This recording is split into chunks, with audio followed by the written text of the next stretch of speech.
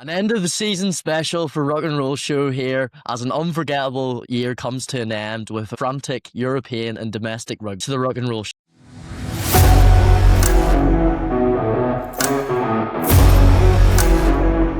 Well, it's been quite the 2025, Dom. We've had a historic Women's World Cup. We've had a Lions Series win. We've had Springbok domination over World Rugby. And we've had that Autumn Nations Series, which just let the world of rugby alight. It's not been a bad year, eh? No, it's been a really great year for rugby. Made our lives quite easy in a sense because it's given us a lot to talk about. There's been countless talking points from, as you say, like the World Cup, Reece Samet coming back to rugby. As you say, South Africa's domination. A lot in the laws of rugby as well, with contentious red cards and all sorts. So yeah, been a really, really great year, and I look forward to what's to come in 2026 as well. That's it. Yeah, well, it's been absolutely fantastic. As you say, lots and lots to talk about throughout the year. There's always going to be with the Women's World Cup and with the Lions Series, but I mean, it's not flattered to astound us really. It's been absolutely superb. But on today's show, this is our 24th episode and our last of 2025. We will be coming back in 2026. Don't you worry about that. But we're going to take a break for a couple of weeks to a month here. We'll be back in the middle of January, and we'll be back in the lead up to the Six Nations. On today's show, we'll go through another frantic round of action in the European Cup and in the Challenge Cup as well, and we'll be going through those results, and then we're going to be doing our 15-question quiz between myself and Dom, where we're going to test who really knows what they're talking about. And so we're looking forward to see that after and see how much we've been really paying attention, or if we've just been waffling for the past 24 episodes. So we'll see about that. But yeah, to go in first to the Champions Cup. The result of the weekend, without a doubt, was Glasgow versus Toulouse. I mean, 28 points to 21. Racing into a lead, 21 points at half-time. Antoine Dupont starting back in the 9 shirt for Toulouse, just running the show. Calvin Gorges getting 2 tries alongside Dupont in that first half, and it really looked like it was going to be a classic away performance from the 6-time champions. But boy, did Glasgow just absolutely come out and blow them out of the water in the second half. What did you make of this one, Dom? And can Glasgow be considered real contenders after this victory? Yeah, 100%. They can be in that contenders category. I think we know that they've got a very stacked squad. A lot of those players now are featuring more and more in the Scotland squad. And yeah, to turn over a Toulouse team like that with who they've got and just the depth and quality that they have in their team, it speaks volumes of where Glasgow are at. I mean, that first half was probably less than ideal of what they would have wanted. I think there was a lot of mistakes that they made.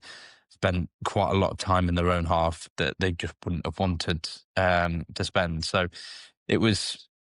Yeah, it wasn't exactly, as I said, the best of first halves, but to come out in that second half, overturn a 3-try deficit and come back and win, I mean, it must have been absolute elation for those Glasgow fans at the game because, yeah, the atmosphere must have been absolutely huge. Yeah, well, it was a real Glaswegian night for sure. The rain and the blustery wind, and you would have thought it was perfect conditions for them from the start. But Toulouse really just managed that in that first half and came out really strong, and they showed the quality that they undoubtedly had. But I mean, some of the impact off the bench, I mean, you look at it, Gregor Brown coming on and scoring a try. I think I just want to touch on him briefly. He's been absolutely fantastic this year in terms of breaking through for Scotland. We can't forget his performance against New Zealand in the autumn. And I mean, just a word on Gregor Brown there and sort of the impact that he's brought to both club and country. Yeah, I mean, a guy that's still pretty early on in his career.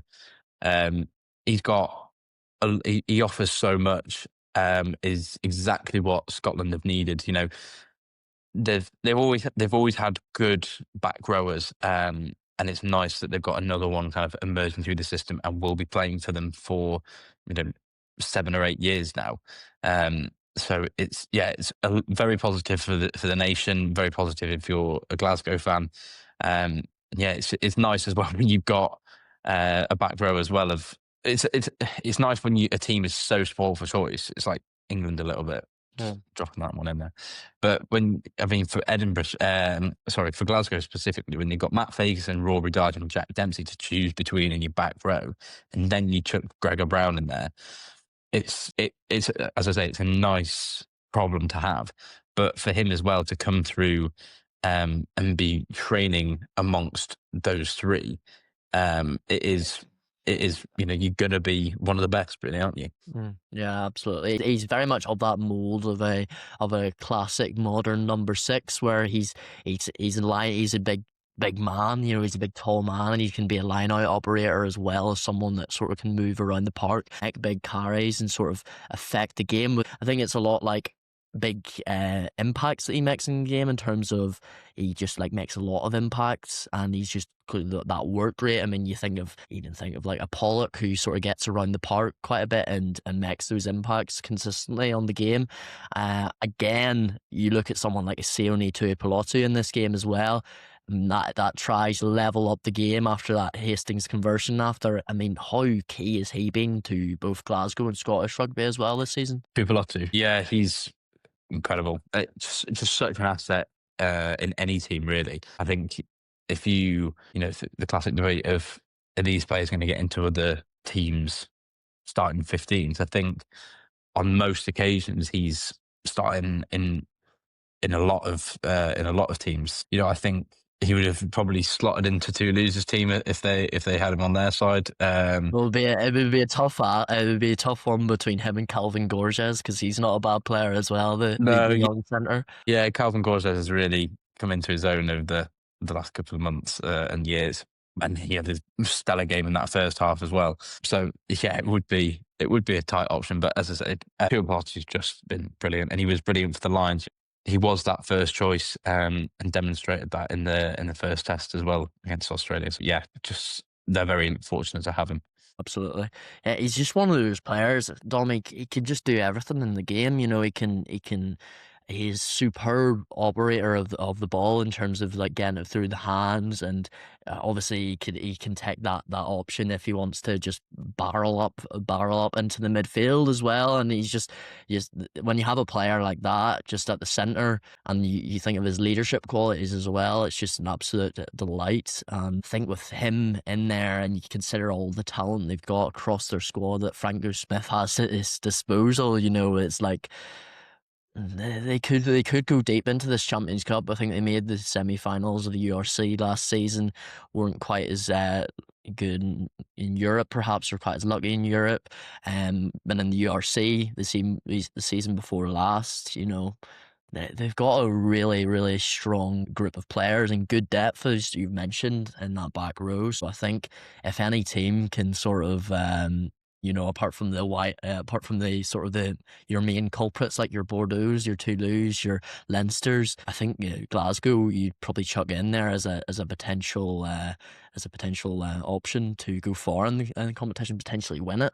But we'll just say they're 10 points out of 10 and top of their pools. It's a fantastic start for them. But to move on to a couple of the other results of the weekend, huge victory for Harlequins at the Stoop. 68 points to 14 against Bayonne. Now, I sort of just want to touch on this, because you sort of look down through some of the results here, I think, in terms of like the gulf between a lot of teams. You had a lot of sort of big victories this weekend and some big victories last weekend. You look at Harlequins Bayonne in particular, and it sort of makes the point of Bayonne perhaps there's not a gap between Harlequins and Bayonne of 68 points to 14, and I think like maybe the depth problem in terms of teams perhaps bringing in. You look at very much of Gloucester versus Munster. Gloucester bringing sort of like a second string side and things like this, and Sarries bringing a second string side potentially, or a weakened side to Sharks. Do you think there's a problem with the structure of this sort of European competition, where sides can sort of they can put out their main team for their home fixtures and their sort of second string for their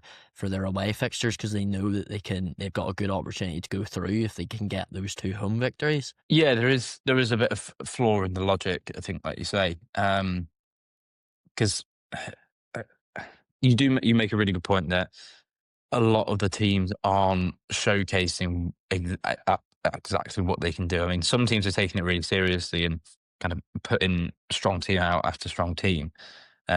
Because I mean, I didn't see some of the teams beforehand, but then when I saw that Wrestling had drawn with Exeter, I was like, how on earth have they done that? But then you look at the team that Exeter have put out, and you only spot like two or three first team players in that starting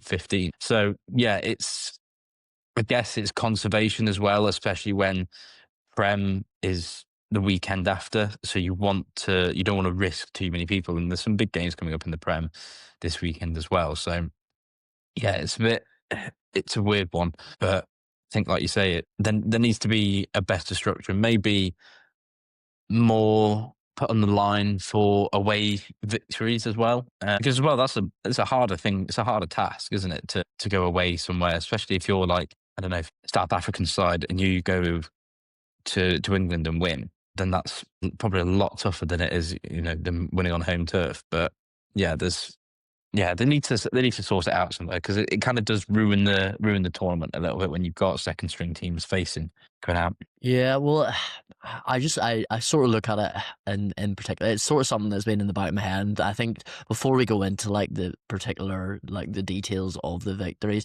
I think it is probably important to highlight for us too, as sort of, I guess, your rugby pundits, rugby journalists, to sort of say, you look at some of the sides, like, I mean, Edinburgh 33 lost to Castra this weekend, and then yeah, you've got your Saracens, who didn't bring players like Maro Itoje or Owen Farrell, some of your big boys. Jamie George didn't play in that game either. Some of the really experienced players, they didn't play in that game. Gloucester, there was no Thomas Williams, there was no, there wasn't. It was it was very much sort of a weakened side, and I think when I get your point about conserving the energy for the domestic games in the URC and in the Premiership, and the top 14 for that matter. At the same time, it's the Champions Cup. It's the Champions Cup. It's the Challenge Cup. It sort of defeats the purpose a little bit of this being the sort of the collision of these big massive teams from different leagues, when you've sort of got these teams sort of bringing over second string sides because they know, right, well, we got that victory at home last week in the case of Edinburgh and Gloucester, so we can go a little bit easier. You don't have to, obviously they'll go out and try and win the game, but we don't have to win the game. I just think there could be something looked at in the system. I really do. And it's something I sort of felt since last season, where Ulster, I mean, I love Ulster, don't get me wrong. I'm so glad that we made it into the round of 16 of the Champions Cup last season, but we got absolutely battered in two of our games against Toulouse and Bordeaux. Absolutely battered. And actually absolutely battered in three of our games in the pool stages. We won one of our games with a bonus point victory, and we get through to a round of 16, and it just doesn't really feel like we really. And that's sort of the other side of it, where it's sort of like it's almost like it's too easy, or it's too easy to get into that knockout stage where you're sort of winning one game and then going into the round of 16. And it sort of speaks into that, where you don't have to win all your games. You can win potentially even one game if results go your way and get into the knockout stages. So I thought it's just something that I'd highlight from that, because it's certainly something I've been noticing, and wanted to get your take on it. But you look at Harlequins at the 68 points to 14. They'll not care about that. They'll be very happy with their victory after a losing bonus point against Leinster last week. So that's them on 6 points. So they're in a very healthy spot heading in to the final couple of rounds of the pool stage. What did you make of their performance at the Stoop?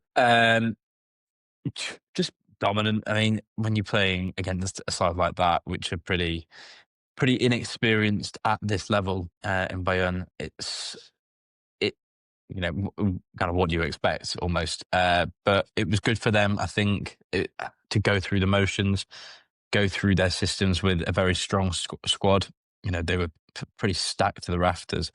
And after they've had a bit of a not the strongest start to the Prem, I think it was definitely needed that they just kind of go back to basics, have in essence a warm up game before this weekend, because they've got a big game coming up this weekend at the Allianz in Twickenham against Bristol. It's the big match. So they'll be really, really wanting to put on a performance there, give the fans something to cheer about, and also put their mark on Bristol, as I said, because it's not been the season start that they will have wanted. But yeah, I think probably an important performance that they needed to put in, and just practice getting tries and get used to that, because winning is a habit. So Well, it's an impressive victory against any side in Europe to win 68 points to 14. It was sort of a classic Saracens performance. You had Marcus Smith pulling the strings. You had Kieran Murley on his shoulder, getting on the end of kicks, and they'll take a lot from that, I think, this victory in terms of confidence heading into those Premiership fixtures, because they really do need a couple of wins, I would say, over the festive break, given the sort of the topsy-turvy start to the season they've had. Northampton Bulls, 50 points to 5. Again, a bit of a weakened Bulls side. I guess they can sort of... they lost to Bordeaux last week in Pretoria, but perhaps their eyes are more set on the URC. There was players like Marcel Coetzee in it, but I think there was a couple of boys missing here and there. 50 points to 5 though. Northampton Saints sort of back up to full strength. You had Henry Pollock starting and playing very well in this game. Ollie Slightholme getting over for a couple of tries as well. It was just classic Saints, wasn't it? yeah, classic Saints, like you say. Just the cogs were turning, and the tries were really coming in. Just some really good performances. Ollie Slightholme just finishing off anything that was put on his plate. George Hendy the same with his hat trick, and yeah, Pollock doing Pollock things, just getting in people's faces, scoring tries, and just being a bit of a nuisance. Yeah, he said on his Instagram or something like that after, he's happy if people boo him. Yeah. So he's very much playing up to the pantomime villain, if that's what we're going to call him. Big result for Leinster, 23 points to 15. They went down at half-time, 15 points to 9, but they came out in that second half and showed a very much a sort of a steely European resolve that they have. Do you think there's any concern over this in terms of, I mean, Leicester raced into that lead, great try from Adam Rabwan, superb footballing skill from him, but do you think there's any concern over Leinster still, or are we sort of over egging the pudding and we just need to sort of tip our hats to them and getting victories in Europe? I think it's an important victory for them, and they're probably still not firing on all cylinders, and these things take a little bit of time. So that time is keep them coming, and the squad that they had out was pretty good. So I think to beat Leicester as well is a massive job. So that can't go underestimated. Leicester are a very good team. Okay, they weren't at full strength, but they still had a lot of first teamers out there. And so they put their mark on, and I don't think it's cause for concern yet. I don't think Leinster are gonna win any silverware this season, but I still think they're still going to be a top performer. But there's no doubt about it. Yeah, well, that's the big question. I think whether they are going to win another piece of silverware again this season. I think it'd be quite hard to win this Champions Cup, with the amount of teams that are in it and are performing to a high level and competing on two fronts. It's not as easy as it once was with the sort of the increase in quality. I think one important thing for Leinster is it's Jameson Gibson Park. I think, Dom, like, no matter how impressive Leinster are, or maybe Leinster having a bit of an off day, it just seems like he's the one constant. for them. That he's always performing. He's always keeping things ticking over, and I think such a valuable player for them. He scored another try in this game. Quickly touch on Adam Radwan. Absolutely superb try, as we had mentioned. Kicks ahead from his 22, controls it, gets over. Is he laying down a marker for you for a spot in England's Six Nations squad with a couple of months out? I think he should definitely be around and about. Because I'm not basing it just off that game by any means. I think as a winger, he offers a lot, but in the same essence, he also is very similar to Henry Arundel. And I think when you're bringing a team together for an internationals, you need a bit of variation. So, Tom Roebuck is very much Tom Roebuck is kind of similar to Freddie Stewart, not Freddie Stewart, to Tommy Freeman. Tommy Freeman is very defensive, very forward running, very aggressive. And Tom Roebuck's kind of a bit more agile than him, but still quite defensive. So they've got differences between them. And then Harry Arundel is just obviously pure gas. Radwan's similar because he's so small and condensed. He's got a very small centre of gravity, so his step isn't necessarily there.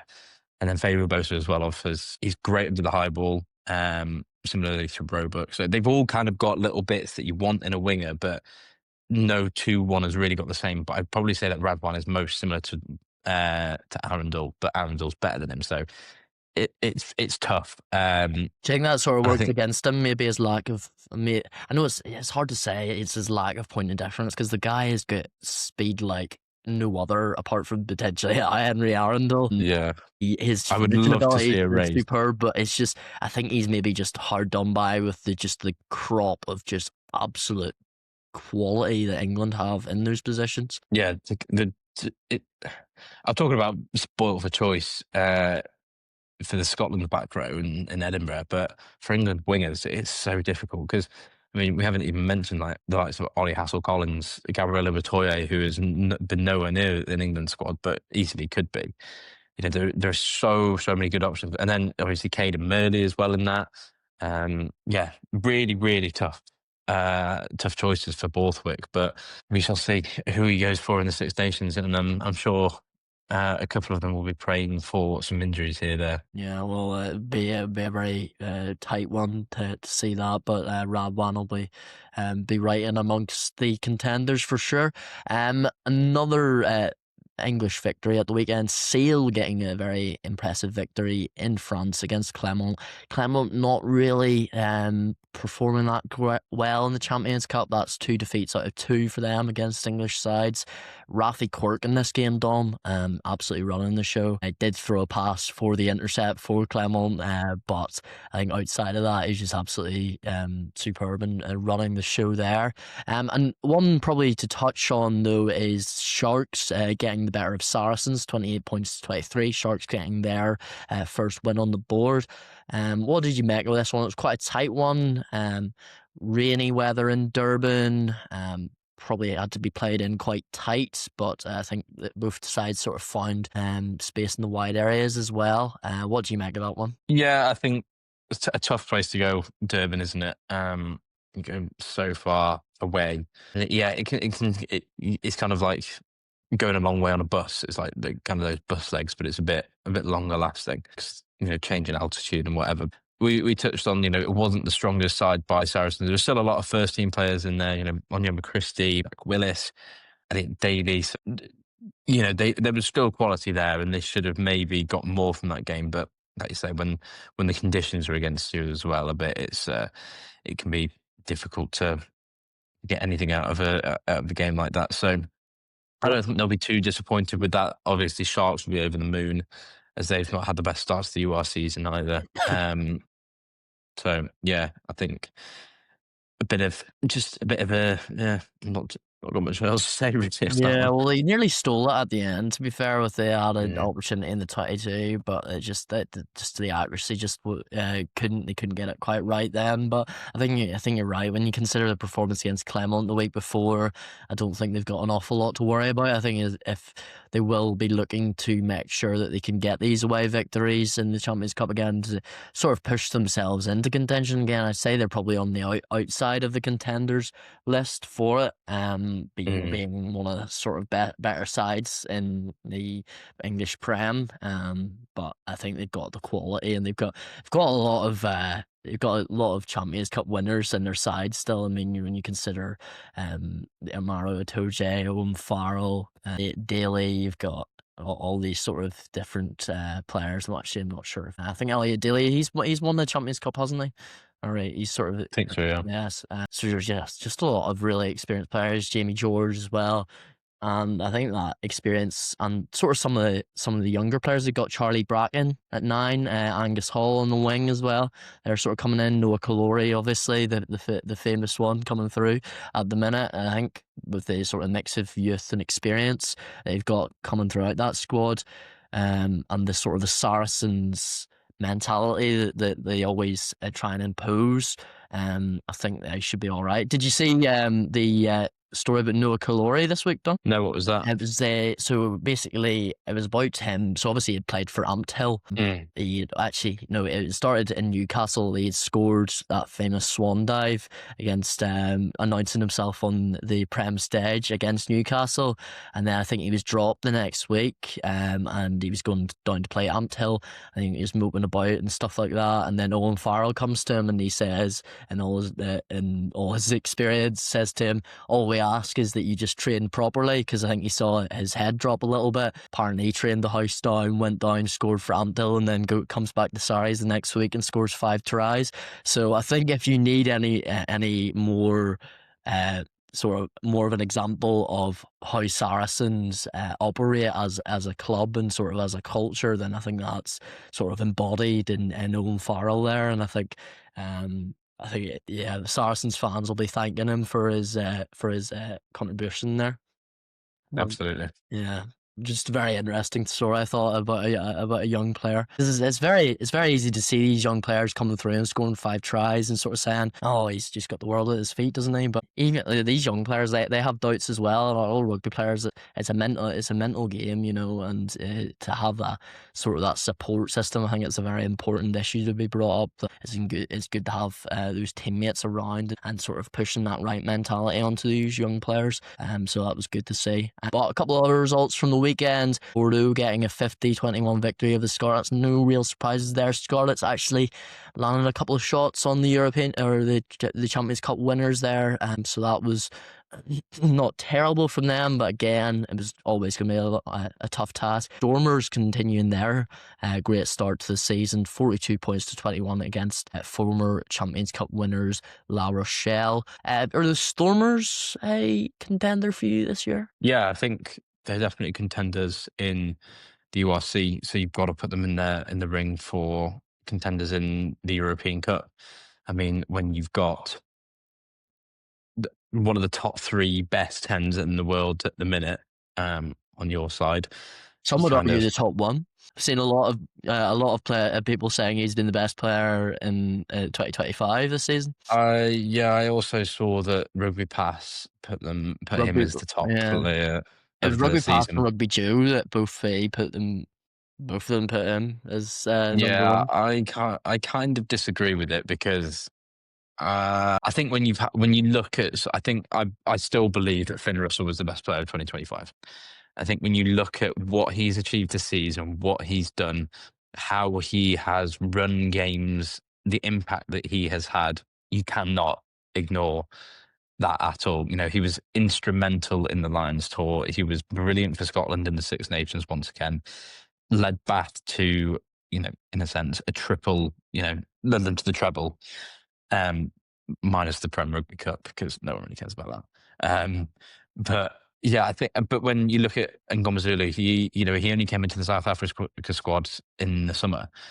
So I think to base his performance, you're talking about the whole year here, and if you're talking about the impact that he's had, you can't just narrow it down to the latter half of the year. I think it's a bit unfair on other players, and also, no one kind of knew who he was at this in January, so I think it's a bit harsh. But yeah, Yeah, no, I think he's been sort of brewing over the past couple of years. I think he has a fantastic 2025. I think before 2025, he was sort of in amongst the contenders for taking that Springboks number 10 jersey with Manny Lebok and Henry Pollard still very much in the sort of the front seats. But he had a couple of games against All Blacks, and I think coming into 20 in the previous year in those two tests, South Africa, and I think coming into 2025, it was just like, right, we just needed to see a consistent run of form from him in the sort of the green and gold jersey, and we've finally seen that, and I think he has now made himself the number one 10 in South Africa, and then so forth, one of the number one tens in the world. So fantastic 2025 for him. I think the Stormers this season, I'm not sure they will be able to compete on two fronts. I think they've started the season very well. They have won all their games. I mean, it's been perfect. It seems like they've really sort of like they're finally getting the best out of all these great South African players that they've got.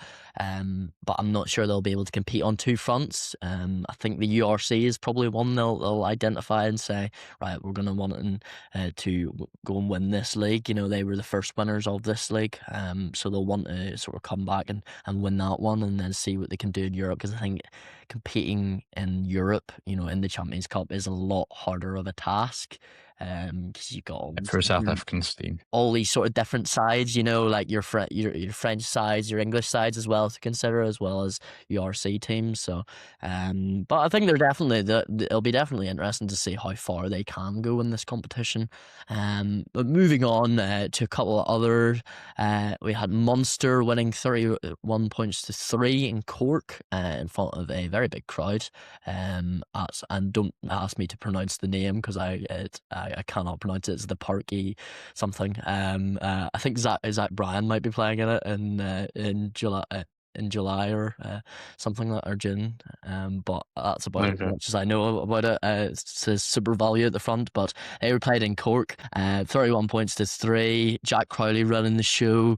Superb offloads from Alex Nankivell in the midfield to put over I think Tom Farrell. And yeah, great result for Munster, really, against quite a sort of a weakened, I suppose, Gloucester side. But they'll be happy to get points on the board after their loss to Bath last week. Toulon beating Bath. This was one that we had highlighted last week, Dom. What do you make of that one? 45 points to 34. Yeah, massive for Toulon, really. I kind of struggled to see Bath puffing up any kind of results in this tournament, and it wasn't exactly like they went with a weaker side. They still had top players, and in fact, it wasn't a weaker side by any means. Well, only Ben Spencer really, the real one you could say was missed, because you got Sandy Carreras, Henry Arundel, you got Max Ajomo, and I suppose you know Ollie Lawrence, but still real quality. Yeah, still a lot of quality, like you say. Not 100% foot to the floor like they were maybe against Munster, but yeah, still a couple missing, but still, I'd say 12 or 13 out of 15 were definitely your best options. So yeah, they'll be disappointed, I think, given it's a loss. But I think still a very great game, really, really competitive game. But Toulon were in control in that second half.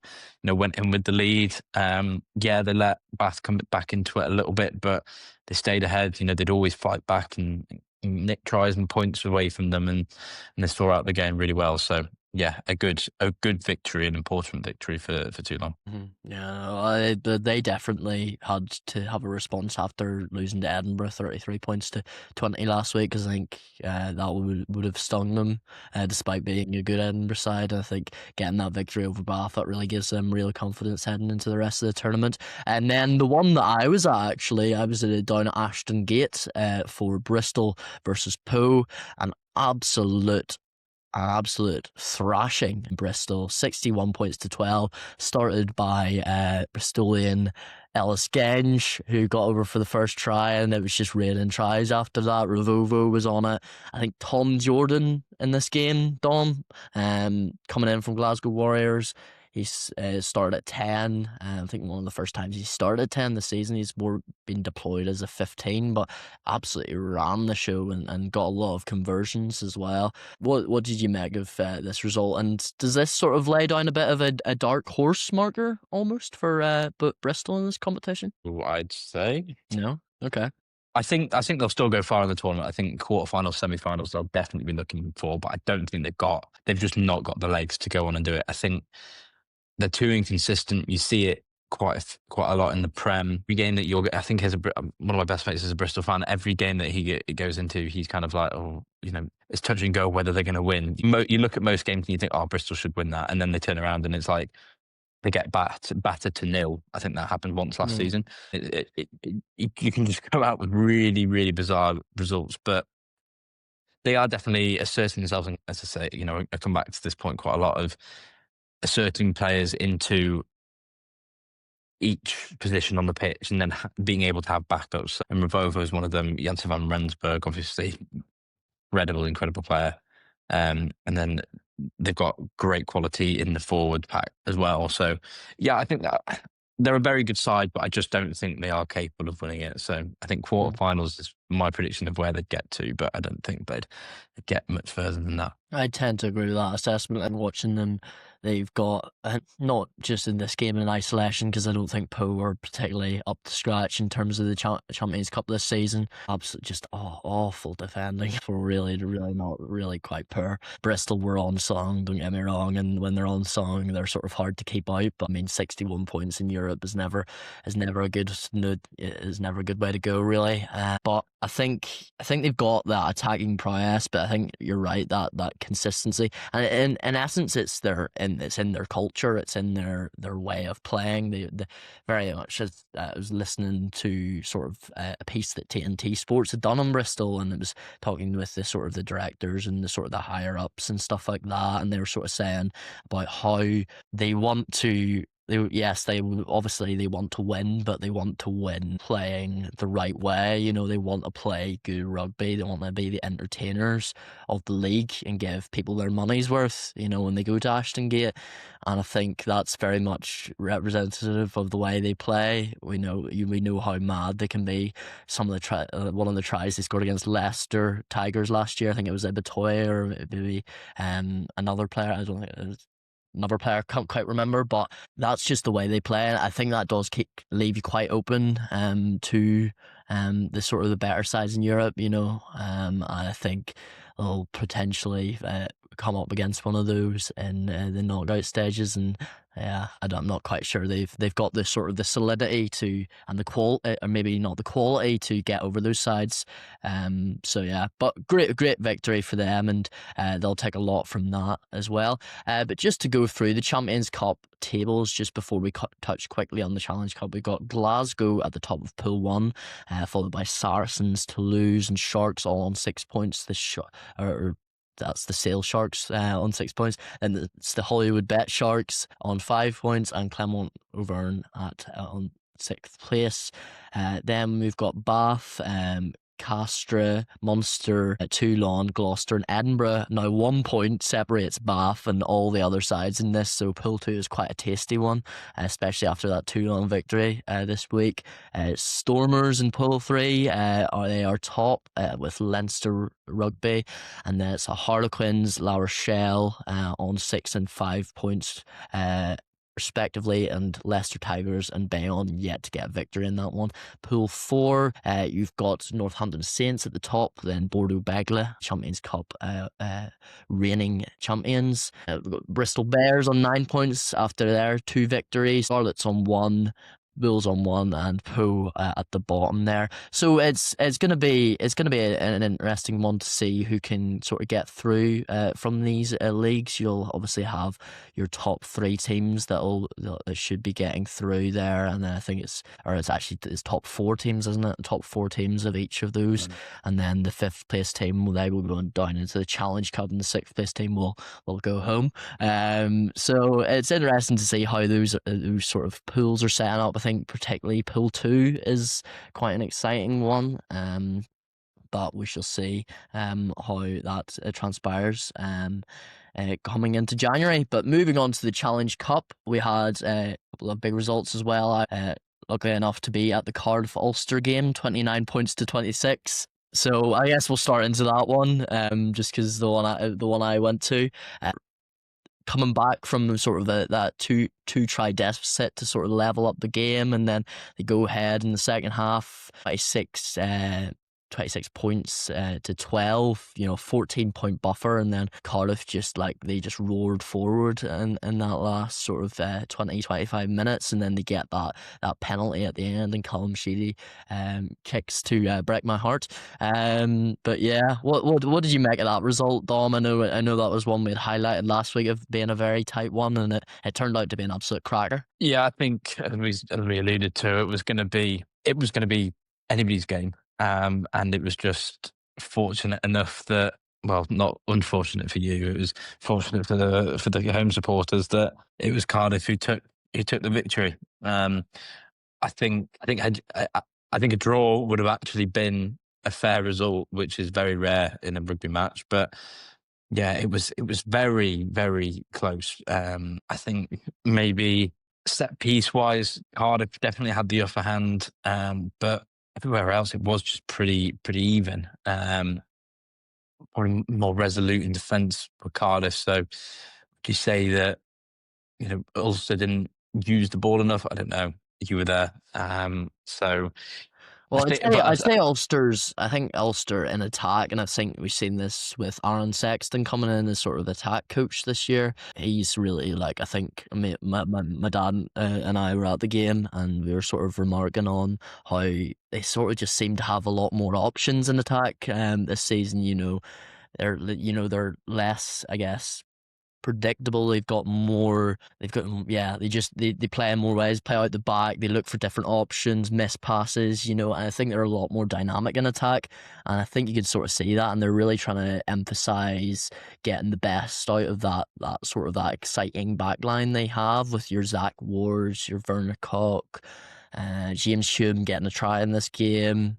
Jude Postwaite, who didn't play in this game. Ben Carson coming in for him at number 12. And I think they've placed a real emphasis on trying to get the best out of that attack and get the best out of their loose forwards as well. With Cherno Augustus, I think Bryn Ward has come in, Zach Ward's brother, and he's been absolutely fantastic coming in. So I think they've really looked to get the best out of their attack, really, and I think it's paying dividends. I think it's maybe just shoring up at the back and just at the other end. But I think how far I wasn't disappointed at this result, Dom. I'll be honest. I think we played a slightly weaker side in this one. I think we're sort of looking at the Leinster game this week and sort of thinking Leinster are not unfaultless. We can get at them, and I think that's sort of something we'd looked at. So we'd rested a couple of players, but I think still to get 2 points away from home at the Cardiff Arms Park against a Cardiff team that are playing very well in the URC this season, who had a strong team out. I think it was a decent result, and Cardiff just got the better at the end. The crowd got on top, and they managed to sort of get that victory over the line. It was also great to see Lee Halfpenny making his return to Cardiff as well. Famous Welsh kicker. He hasn't really lost a step. I think he did miss one kick, but every other one was pretty dead centre down the line. But great to see him back playing. Yeah, both of those sides probably still look like they're looking pretty good in that one. A couple of other results: Montpellier beating Zebra 31 points to 7. Benetton winning 44-31 against Perpignan. Cheetahs making it 0 from 2 with a loss against Stade Francais 45-22. That'll be an interesting one to see when Stade Francais come up against Ulster, and unable to Ospreys getting that victory against them 33 points to 22. Newcastle Red Bulls, Dom, I'll just ask for your thoughts on this one. 2 wins out of 2 in the Challenge Cup. Now they haven't got a victory in the Prem this season, but 2 out of 2. What are you making of this? Yeah, it's good from them. I think hopefully they're starting to find a groove, starting to find a new brand of rugby with Steve Diamond out of the picture now. Gregor Townsend obviously doing a bit of work behind the scenes as well. It's very positive for sure for them.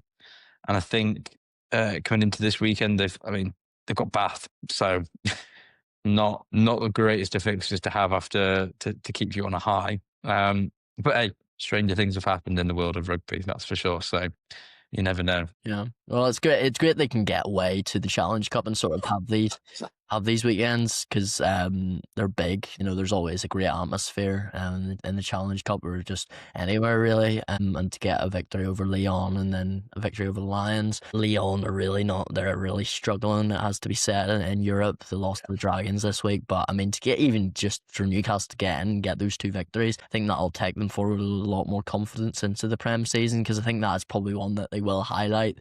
They really need to try and push up and try and put some pressure on the sides above them, because it's not going to be there's potentially who knows what could change in the championship, and they could find themselves in sort of that relegation battle with that being a real possibility. They'll want to make sure that doesn't happen and sort of just start to get points on the board in the Prem. Winning 52-0 against the Black Lion, a very dominant display there. Racing 92 drawing 31-all against a sort of a younger Exeter side. What do you make of that one, Tom? Yeah, I touched on it earlier. I think bit of a nothing game once again. Through Racing these are European, struggling, aren't they? yeah, they're not. Then I think they were having their problems start last season when Farrell was still there, and everybody kind of condemned him for not fixing it, and it wasn't really his fault. There was issues going on behind the scenes and within the team as well. So and he had a lot of injuries as well, Farrell. So for him to kind of come in and fix an already broken, very broken team, it was a near on impossible challenge. But yeah, Chiefs very very reduced. A lot of extra uni players in there apparently. So a great opportunity Ben for them. Cohen at out half. Yeah, Mm. he started. He's got actually quite a couple of appearances for them this season, so he's been doing quite well, especially in the Prem Rugby Cup. I think when you look at that, I'll talk about, I think we'll bring in the Dragons result as well. Dragons getting their first victory of 2025 against Leon, 23 points to 21. Angus O'Brien getting that last minute kick to win the game for them. Fantastic result for the Dragons. Great to see them finally get a victory. But I think when you bring those sort of 2 sides in Racing and Leon together, there I'm just looking at the top 14 table now. You've got Racing 92 in 11th and Leon in 12th. Now, Leon perhaps haven't known the heights of Racing 92 in terms of them making a number of Champions Cup finals and the like of it, and challenging in the top 14. But these 2 sides, I mean, 0 victories from their opening 2 games in the Challenge Cup. They're sitting 11th and 12th in the top 14. I mean, what do you make of that? Of 2 sides that have been big European sides in seasons before this. I don't really know. I'm not going to pretend to be the most read up man on the top 14. But I think it's just one of those where it swings and roundabouts.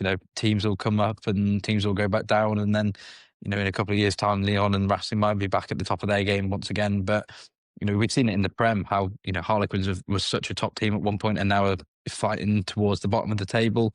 Similarly with Bath, they've had a resurgence over the last couple of years, and obviously did the treble, as I say, last year. So I think it's just the world of rugby. You have top quality players at the top of their game, and then once they peter off, you rebuild and have to find those players again to carry you up and lift you up. So I'm sure they'll come back up again. But the decline of Leon is definitely something that is definitely more staggering. In such a particularly short in space this of time. competition, you had Leon in Dublin in 2023. They've been. I mean, they were finalists of the Challenge Cup last year, and they've won it in previous seasons as well. I mean, when you consider that, and now they're 0 for 2 against with no respect, but probably the worst team in the URC, or one of the worst teams in the URC, and one of the bottom teams in the Prem as well. consider 2 losses against those 2 teams and sitting 12th. I think that's quite a bad start to the season.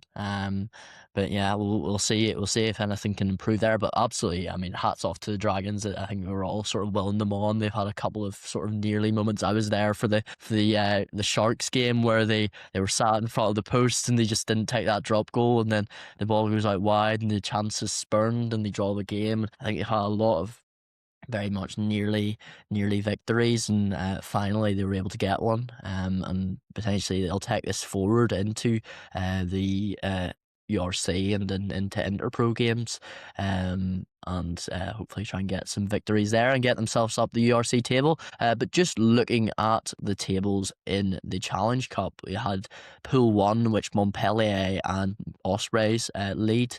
Then you got Connacht and Zebra on 6 and 5 points respectively, and then Montauban and the Black Lion on 0 nil points. Pool 2, you got Benetton and Newcastle at the top of it, with Dragons and Perpignan are in the next 2 positions, then Lyon and Lions at the bottom of that one. Probably the most exciting table of the Challenge Cup. Stade Francais lead with 10 points. Exeter are on 8 points after getting that draw away from home. You've got Ulster on 7 points with their 2 losing bonus points, their bonus point victory last week. Cardiff just 2 points behind them on 5, Racing on 3, and the Cheetahs on 0. So yeah, when you consider those sort of 3 pools there, and you'll have obviously the 5th place sides in the Champions Cup end, it's an interesting one to look at, particularly that Pool 3, and see how that sort of starts to form going into the round of 16. But we'll very much look forward to the next 2 fixtures in both of those competitions coming up in January. But that rounds off our action in the Champions and Challenge Cup, and we move on to our end of the season quiz. So myself and Dom have picked 15 questions each, and we are going to go through each of our quiz questions and see who really knows what they're talking about. And a lot of topics here, including the Women's World Cup. We've got the Six Nations. We've got Lions Tour. Just all the elements All of the what all the major bits, yeah. all the major bits, all the elements of what made a fantastic 2025 on the Ruck and Roll Show. All the great stuff we've been able to cover. Dom, would you like to start with my questions, or do you want me to start and ask you questions? Oh, take the pressure off. I'll ask you first. I'll ask you first. Let's do that. That's all right. Well, you just gotta keep score? Can I trust you to Keep do that? score, yeah. Yeah. Yeah, I'll. You can trust me. Don't you That's worry. okay, right? Well, I suppose I'll have to, won't I? Yeah. All right. Question 1. I'm going to take you back to the first weekend of rugby in 2025 in the Prem. Northampton hosted Bath at Franklin's Gardens, which they won at 35-34. But who scored the final points in the last minute for Northampton to clinch the victory? Finn Smith. That is correct. Yeah. Well done. It was a fairly yeah, I do remember that actually, but yeah, even if I hadn't watched that game, I probably would have guessed him anyway. Yeah, Finn Russell kicked not just before him, and then Finn Smith taking the accolades to win it for them. Anyway, sticking in January, who joined Bristol Bears in a huge move for the World Cup prep, collecting incredible traction. It wasn't Louis Rees-Zammit. He joined later on. He joined sort of in the summer. Bristol Bears. Who joined Bristol Bears? For, you say, World Cup prep? Oh, is this women's rugby? Oh, okay, right. I think it was Aluna Mar. It is Aluna Mar, yeah. Tried to catch you out a little bit there. You know, which World Cup are we talking about here? I think, yeah, it's the 2025 World Cup. Yeah, got you there. Yeah, sticking with the PWR, which team battered Leicester in an 100-0 victory in January? You can kind of make an educated guess if you don't know. Gloucester Hartbury. It was unfortunately Saracens. Saracens? Right, okay. Yeah. No, Gloucester Hartbury. 100-0. Good side. Hartbury's a good guess, to be fair. Gloucester Hartbury's a good guess. Yeah, unlucky on that one. But if you don't know, you don't know. I don't know. Question 4. You might know this one. Bit of Six Nations. Who received the first red card of the tournament this year? So the first game was France versus Wales, and that's Saturday night, which Wales got absolutely battered 43-0. So it's a shame you didn't ask me that question. I don't know if it was in that game though. Just because I remember that being the first one, I'm gonna have to go for someone in there. I don't even know. I'm just gonna go for Miafu of France. I have no idea, to be honest. Unfortunately, that is incorrect. Okay. It was actually Gary Ringrose against Wales Okay. in round 2. There wasn't a red card until round 2. I was at that game as well. Oh, was that 20? Was that a 20-minute red card? Yep, the one against Wales when Bundyaki came on afterwards. That's right. Yeah, he did, and then he got a little bit too close to the Guinness advertisement and got himself covered in like black paint or something, didn't he? Yeah. He looked pretty cold photo, to be fair. It was pretty good because they were in the white strip, weren't they? Yeah, they were. Yeah.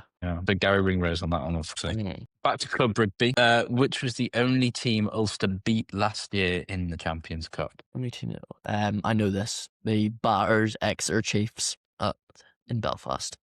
They did indeed. Well done. As you see, I made reference to that earlier, so I did know that. Again, trust me, I know in the last couple of years who Ulster have beaten in the Champions Cup because it hasn't happened as frequently in the past couple of seasons. Yeah, and I did notice that when you mentioned it earlier. Okay, which English pair finished as the Prem's top try scorers, and for a bonus point, how many did they score? You have to get both of them right. Okay, so who finished the top try scorers, both English, in the Premiership? That's a good question. I'm thinking Radwan. I think Tommy Freeman scored quite a few tries as well. Who else would be in there? Ebitoye, maybe. He probably did score quite a few, didn't he? Any Bath players? Will Muir, maybe? No, I don't think so. I'm going to go for Adam Radwan and Tommy Freeman. That is unfortunately incorrect on both accounts. Was it? Okay, right, that's quite perfect. It was Gabriel Ebitoye. Okay. And Ollie Hassel-Collins. I would have like Ebitoye would have been my third guess.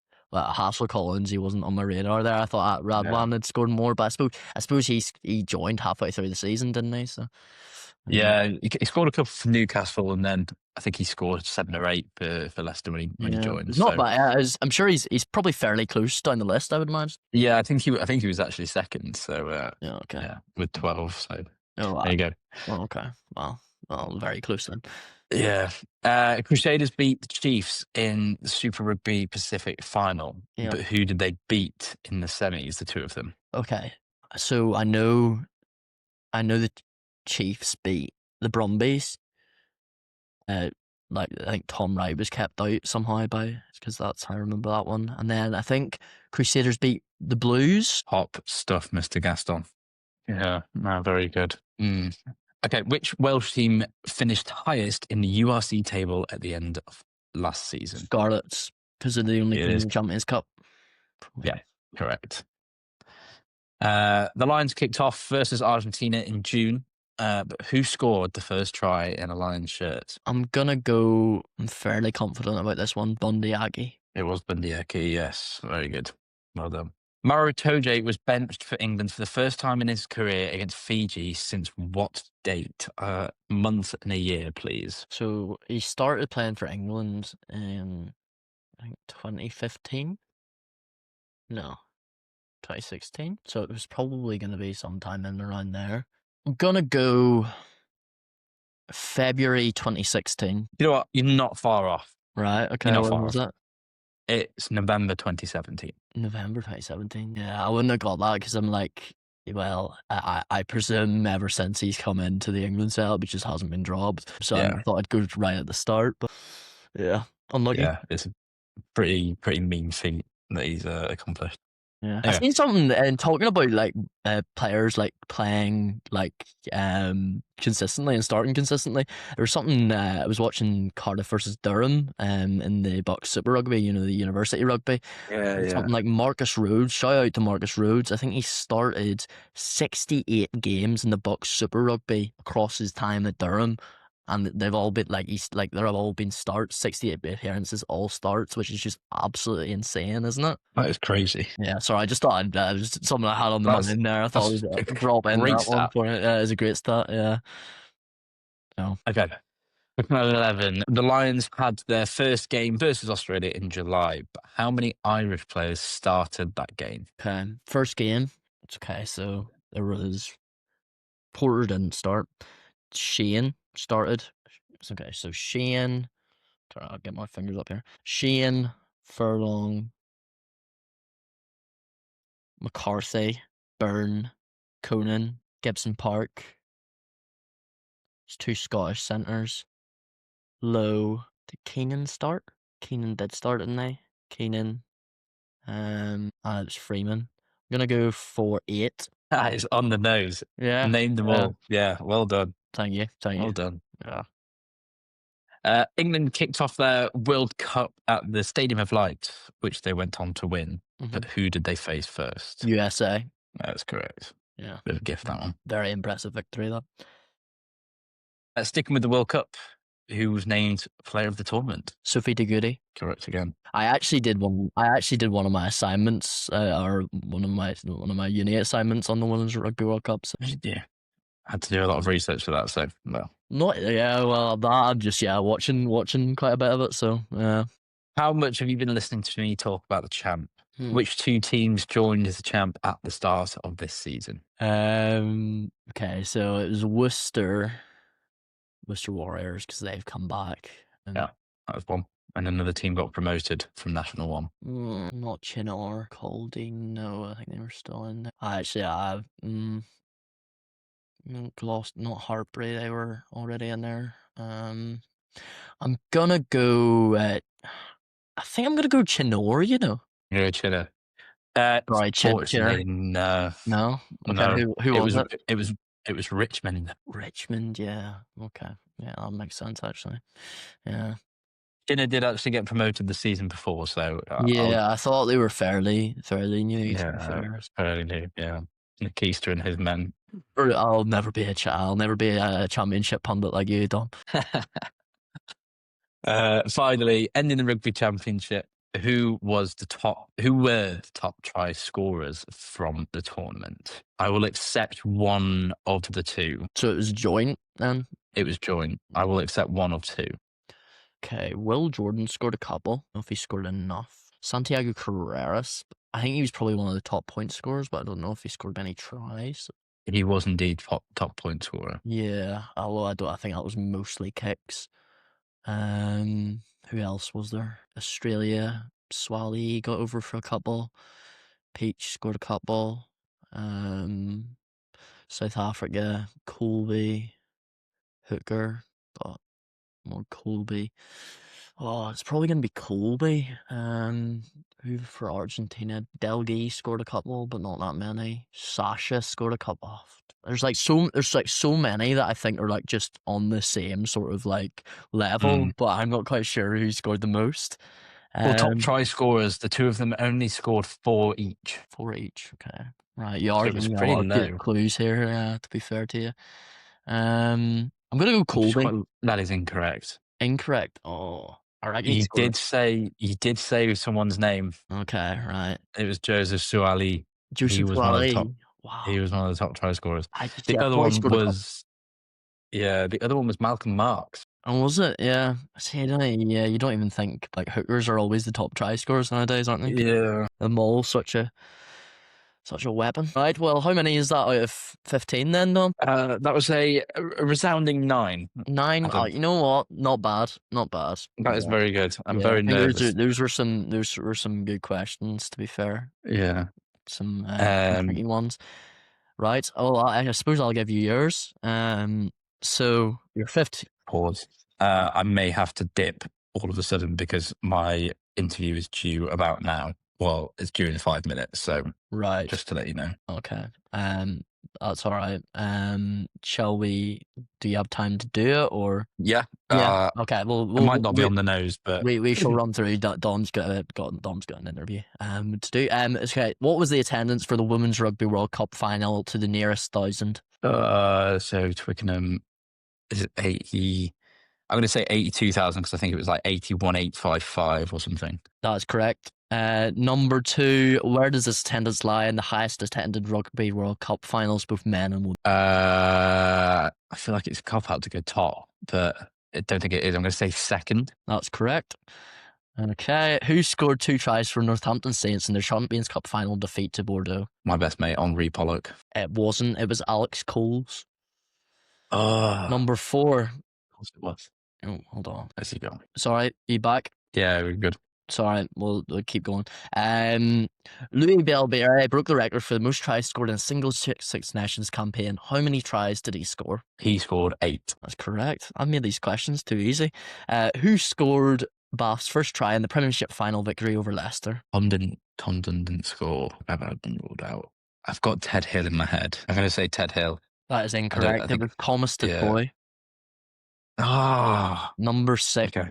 Name 2 of the try scores in Leinster's URC final victory over the Bulls. Oh, Bowles. Right. I think James Lowe's definitely got to be on there because he's just is. I'm going to go tactical with what I was saying earlier. I'm going to say James Lowe and Dan Sheehan. That is incorrect on both accounts. It was 4 tries. Jordy Barrett, Jack Coonan, Josh van der Fleer and Gunn. I got the Buddy Barrett place. Yeah, he scored a good one. It was like a chip through. After winning the Super Rugby yet again this year, how many times have the Crusaders lifted the trophy? I'm going to say that was trophy lift number 6. That is incorrect. It is unlucky for some and it is unlucky for you, Dom. It is 13. Number 8. Really in the shot. Yeah, that was a tough one to be fair. Who scored the Prem Rugby try of the season for the season 2024-25? I've got 2 names in my head. It was either Adam Radwan's in the semi-finals against Sale where he caught it on the full and just slid through, or there was an Ibatoye one where I think Ravovo just kind of did an out the back on the floor and it was just a bit of a madness, or like round the back. I'm going to say Ibatoye. That is incorrect. It was Adam Radwan's one that you had mentioned. Ooh, it's tight. Okay. When did Ellie Kildun join Harlequins? It would have been a wee whippersnapper. I reckon. Early in her career. I'm going to say 2021. That is correct. There we go. Very impressive. Very impressive. Mario Toje completed the set of touring all 3 Lions tour locations, so that's South Africa, Australia, New Zealand. Name another player that has achieved this feat. Oh, Owen Farrell. That is correct, though. I was sort of debating on whether to give you 2 players because I thought it was going to be so obvious, and it was. But I would decide to go easy on you with that one. Moving on to another Lions question: who passed the ball to Hugo Keenan for a series-clinching score against Australia? I think I might be wrong in this. I think it might be. Was it Tadhg Beirne? Is that your final answer? Don't do this to me. Yeah, Tadhg Beirne. That is incorrect. It was Jameson Gibson Park. Okay, fine, whatever. Okay. Who scored the Wallabies' final try in their famous win over Springboks in August? I've got absolutely no idea. If I remember the game, Harry Wilson. That is incorrect. He did score one of the tries, but it wasn't the final try. It was Tom Wright. So that is incorrect. Number 13. South Africa have handed the All Blacks 2 of their biggest defeats in history, including one in Wellington, their biggest ever defeat, 43 points to 10. What are the other 2 nations that have handed them defeats, which are included in their top 5 heaviest defeats? Sorry, that the wording on that question was insane. Sorry.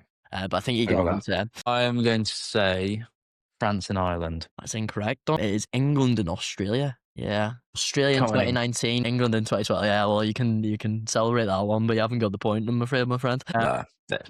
Who cares? Yeah. How many points did Damien McKenzie score against Scotland in the autumn? Okay, so he definitely scored a try. Unreal defend.